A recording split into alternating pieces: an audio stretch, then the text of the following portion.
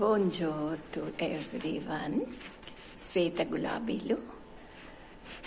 ఇది డేట్ ఇవ్వలేదండి ఇక్కడ. Be content and live within your heart. Deep inside it is the only way to live peace. ఇది ఎప్పుడు ముందు చెప్పుకున్న కొటేషన్లో కూడా నిన్న మనకి ఇదే దాదాపు ఇలాగే. అంటే మన అమ్మ ఎప్పుడూ చెప్తుంది, మన లోతుల్లోకి వెళ్ళి మన హృదయ కుహరంలో జీవించాలి. సంతృప్తిగా ఉండి హృదయ కుహరంలో జీవిస్తూ అంతరంగ లోతుల్లో నిశ్చలంగా జీవించటకు అదొక్కటి మాత్రమే దారి.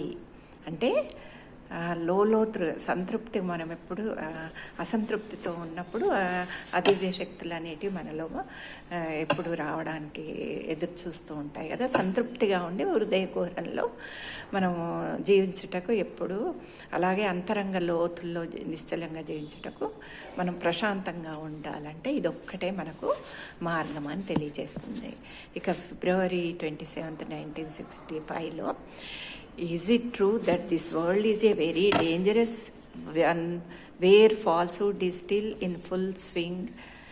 అంటే ఆవృతంలో ఓలలాడుతూ ఈ జగత్తు అత్యంత ప్రమాదభరితంగా నెలకొని ఉన్నదనేది అది ఎంతో నిజము, సత్యము. అంటే మనకి ఎక్కడ చూసినా అసత్యము, అజ్ఞానము, ఇదే అరాచకాలే కనిపిస్తున్నాయి.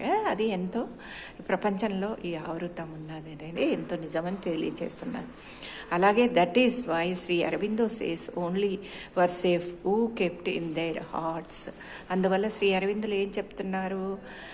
మన హృదయ కుహరంలో ప్రభువును నెలకొన్నవారు మాత్రమే సురక్షితంగా ఉంటారని. వాళ్ళను మనము హృదయంలో ఎప్పుడు ఉంచుకుంటేనే ఈ మార్గంలో మరీ ఇంటిగ్రల్ యోగాల కాస్త సురక్షితంగా మనము ఆ పరీక్షలను ఎదుర్కొంటూ ముందుకు వెళ్ళగలం, ప్రోగ్రెస్ అవ్వాలి. Where not you are on the right side. భయపడకు, నీవు సరైన దిశగానే ఉన్నావు. అంటే మనము అమ్మ వైపు ఉండడం అనేది సరైన మార్గంలో పయనిస్తున్నాము. అయితే మనం సురక్షితంగా ఉండడానికి ఈ అంధకార శక్తులు మన మీద దాడి చేయడానికి, అంటే మన లోపటివైనా బాహ్యంలో అయినా దాడి చేయకుండా ఉండడానికి మనం చేయవలసింది ఏముంది?